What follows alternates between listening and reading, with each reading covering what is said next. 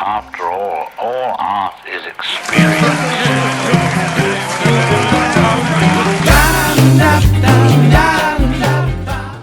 Hello, Gary. George, we're in Bunhill Row.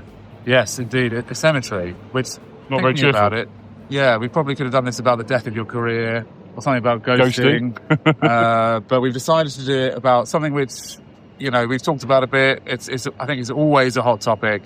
It's the idea of imposter syndrome. Dun, dun, dun. So I'm going to be picking your brains as we walk slowly and carefully Are we gonna through Bunhill Fields. By the way, just burial to say, ground. last time when we did our sit-in talk, wasn't quite the same. Let's walk. Yeah, it's all about the walking. I think so. Dynamism. And then makes your brain go, don't you think? It does. Well, certainly mine. I don't know where it goes, but hopefully it comes back. I'm going to kick off with one which I think, just to sort of set the scene. How do you define imposter syndrome, Gary, and how does it differ from a simple lack of confidence or experience? It's quite interesting, isn't it? When it gets given a kind of syndrome title, it makes you think it's kind of a bit nasty. I think what it is that everyone goes through their life. When you're a kid, you think anything can happen until you reach the age of 3, when you keep asking why, and they kind of slap you on the face of it. So you stop asking. And so I think as you go through life, you kind of lose your confidence. And so what I've seen happen is, as people kind of reach the heady heights in their careers, they're kind of in disbelief because it was so hard getting there, that they don't think they're worthy. And so imposter syndrome is you're feeling that you're not worthy for the role you're about to proceed in.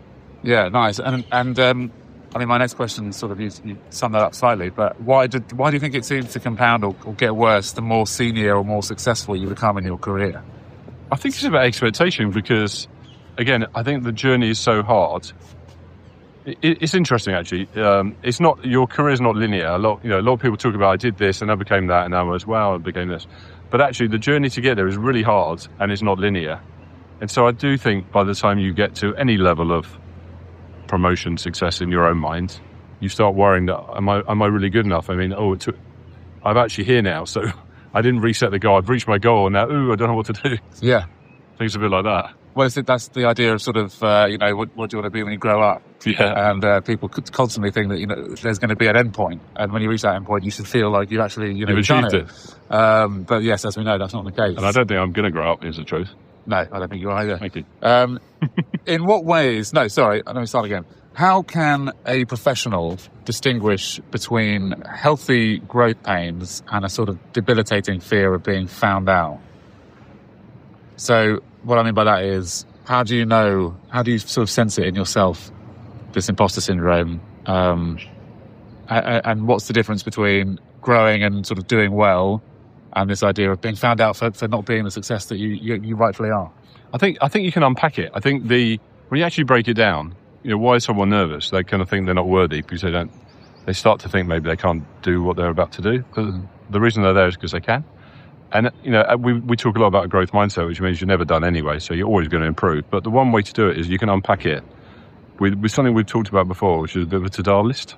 Ta-da! Yeah. So why don't you sit down and think about all the things you've done and that you're good at, your superpowers, particularly in this area, obviously. And then you'll quickly realise that you've done most of these things, and when you had a problem, you kind of didn't get stuck, you found a solution to it. Mm-hmm. And I think that's what happened. When I became a consultant, I was worried that people were paying me and I might not know the answer. Yeah. But the truth is, I've never, if I'm stuck, I go and find someone else. But you're never really that stuck. So once you write down what your superpowers are, I think your to-do list, I think you'll realise, actually, you know what? I'm quite good at this. Yeah. You ever been at work where you went home and you thought, oh, I'm so good today? Rarely. Oh, I do every day. Maybe a bit arrogant. And on those days where you were so good, what was it you were so good at? Yeah. Yeah, nice. I did actually have a day like that quite recently. Yeah. Oh, really? Okay. It'd be interesting to go. Want to share that? Therapy? No. Maybe. Yeah. Should we just show we are actually in a graveyard? Yeah. Cheerful stuff, isn't it? Great surroundings. Yeah, really appropriate stuff. Bunch of deadbeats, to be honest, mate. Hello. Gary, in what ways does imposter syndrome negatively impact business performance and team productivity, if at all? You might think it doesn't, but if it does, how does it? Well, it can. I think part of the problem is that when people have it, they don't want to talk about it because it makes you look weak. Mm-hmm. So then you kind of sit and wallow in it. But one way to look at it is, and it can affect your performance, is kind of, if you know that you've got imposter syndrome, you're having a moment, then just stop and catch yourself and think about this. Have you heard of critical friend before? No. Oh, okay. maybe you need some friends. A critical friend is when if you have a really good friend and you have a good enough relationship, you can be honest with them and tell them the good and the bad, right, without upsetting them. But why don't you be a critical friend to yourself? Because sometimes people, their self-talk, they wouldn't say that to a friend, and you say it to yourself. So be nice to yourself and actually stop yourself before you go in a kind of downward spiral, because you've just got there and you're just about to sabotage all the good work you've done unnecessarily, I think. Yeah, and it usually is, isn't it? I mean, it's that sort of, as you say, that voice in your head which is sort of picking at you. Whereas actually, if a friend were to come to you and say, "I'm feeling like this, what's your advice?" What would you say to them? And if it's nice, then say it to yourself. Is fake it till you make it, which is, classic phrase. I've heard you say it before. I often think about that. You're doing well at it, by the way, George. Thanks. Yeah. Is fake it until you make it a sustainable strategy, or does it eventually lead to burnout? You know what? I think it's a great question. I've got to be careful when people listening might want to know what I think about this, but I've always faked it till I made it. Oh, right. Because the thing is, everyone's got skills and things they're capable of. And why are you better than anyone else at doing that? And sometimes people get themselves in the way. I don't think it leads to burnout. So I think I've spent the last 20 years as a business consultant faking it till I make it, because every time I do something, I've learned from it and try and do it better next time. I'll learn from things that didn't work. Mm-hmm. So you're naturally going to improve. As long as when you start, you realise you don't know everything. And I know there are some people listening who think they do. You don't. Then if you're in that learning mindset, then inevitably in a new role or in a leadership role, you're going to get better. As long as you don't become arrogant, as long as you take input from other people, don't think you know everything. I think it's a growing opportunity. So no, I don't think you'll burn out as long as you don't let the power go to your head. Yeah, nice. Which I'm guilty of. As we know, the power. I'm just going to sort of flip around a little bit here. You want me to turn around more grace? No. Flick the point. I'm sort of flipping the perspective. Is this a great perspective? But why not? Yeah, it's a great perspective on things. As a manager, how can you identify and support a team member who is quietly struggling with self-doubt? Yeah, I think you've got to catch it. I think as I say, the issue is that people won't want to admit to it. And I think the word syndrome doesn't really help, because it sounds like it's a disease or something. All it is that people care, right? So I think if you're a manager and you have someone in your team that you either think is struggling or doesn't feel they're worthy, then have a one-on-one with them and explain you probably went through the same thing yourself. And just kind of reinforce what they're good at. Go back to their strengths and realise they're on a journey, that they don't need to know everything. Some people it's the same when we do public speaking. If someone asks you a difficult question, a lot of people won't public speak because they're worried in case someone asks them something they don't know. You don't have to know everything. Mm-hmm. Unless you're George, you're all right. You can go and find out. Well, exactly. Look up ChatGPT and come back to them. You've talked already about a couple of things like critical friend, listing out your superpowers. But are there any other practical exercises or mental frameworks that someone can use to sort of reset when they're starting to feel like a fraud or in a high pressure moment? And also, shall we go that way a little bit because it's nice? Yeah. Okay. Yeah. Let's do it. We're saying right. Yeah. Yeah. I think one of the key things for me would be to steep yourself in your topic, and because what makes someone an authority on a topic? What do you think? What makes someone an expert in their field? Do you reckon? Well, I guess it's experience and knowledge, and years of training and dedication to what it is you're sort of teaching, whatever. Maybe. But then, what's the tipping point? When do you wake up is it many hours? Is it the number of people you've seen? What is the point where you go, you know what, I'm an expert now? What do you think? I don't think there is one. Right. Is that the right answer? Well, I don't know. I think part of the answer is that if you want to become an expert, you have to steep yourself in a topic, and then you get knowledgeable on it. A good example is I listen to certain podcasts on Mac technology because I love Macs. So anything around Macs, I'm not an expert, but I'm kind of pretty well versed in Macs, not technology, but just where it's going and how it all works. Mm-hmm. And there was a book by someone Slater, can't remember his first name for a minute, it might be Alan Slater. And his wife it was called the Zulu Principle, and his wife became an expert on Zulus. She just really found it fascinating. She read loads of books on it. Then she started getting invited to answer questions on it, and then she was on the TV about it. And she became a de facto expert because she steeped herself in it. What was the tipping point? I don't know. But I think that's the same for this. It's like, if you can steep yourself, listen to podcasts, read books, you reuse your experience from yourself and others on the topic, then you're more expert than anyone else. And therefore, that will give you confidence to be better. That's great advice. I know, it's quite good, right? Yeah, it's really good. And it's, you know what, I've had someone say that to me before, many, many years ago in a different job. Someone said, my advice to you is to become an expert at something, because then you start getting asked to do, appearances on TV as a talking head and, panel discussions and all that sort of stuff. Yeah. Obviously, it's And you've got a face for TV, George, yeah? Or even face for radio yeah. or podcast. Can't be both. No. Do you think there is a relationship between perfectionism and imposter syndrome?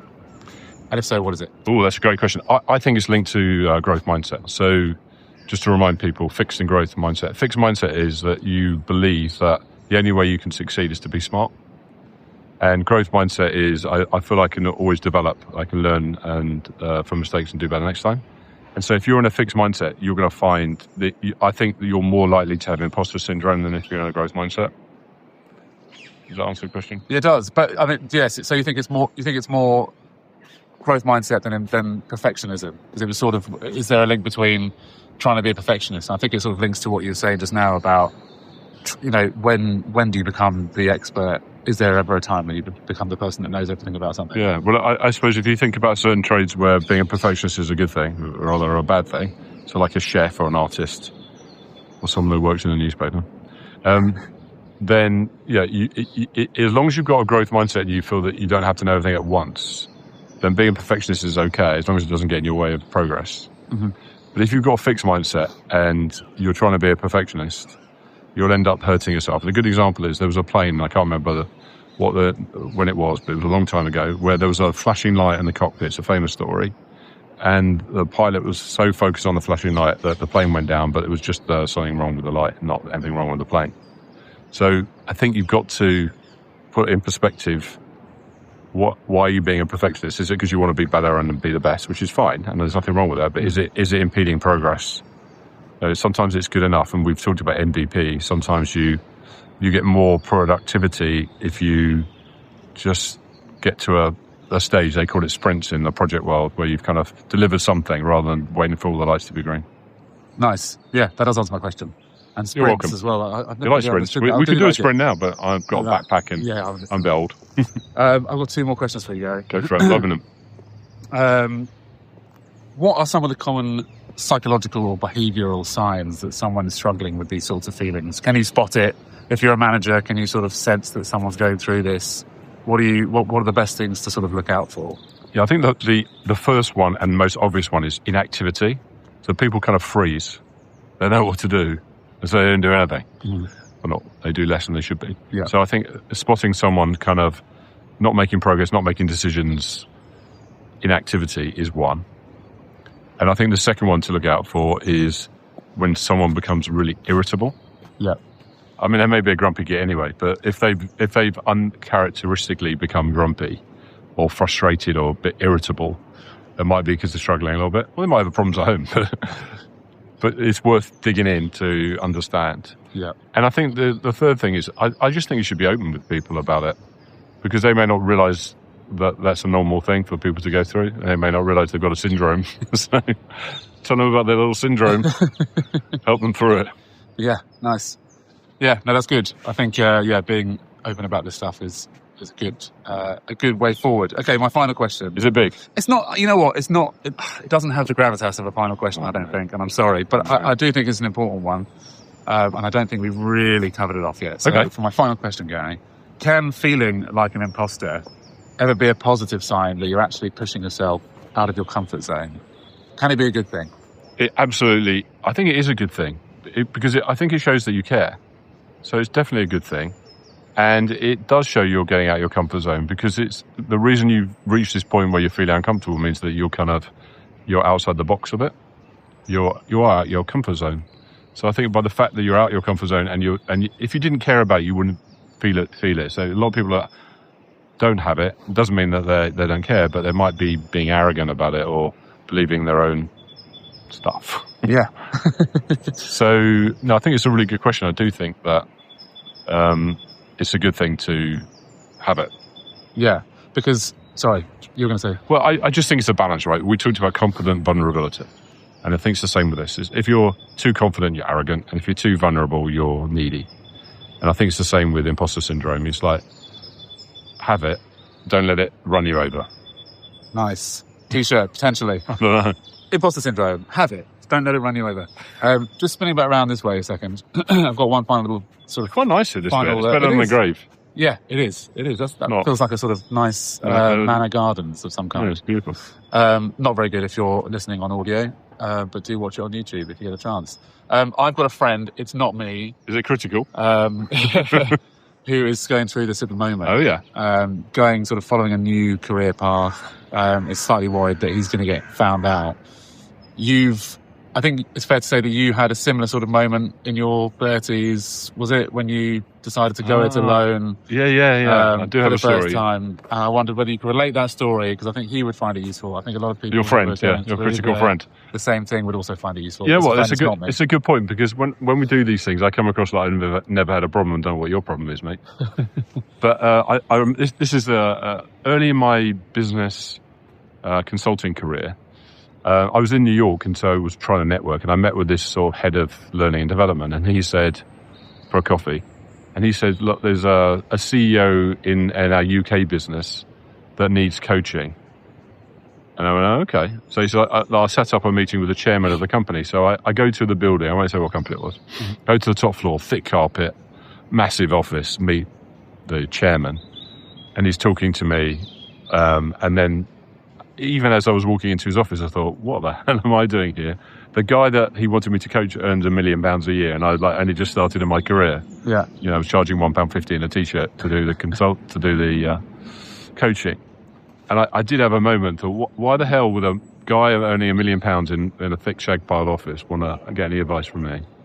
And then when I met the guy, we got on really well. I coached him for a number of years. I really helped him, but only because he was a really good guy. And we built a really good friendship.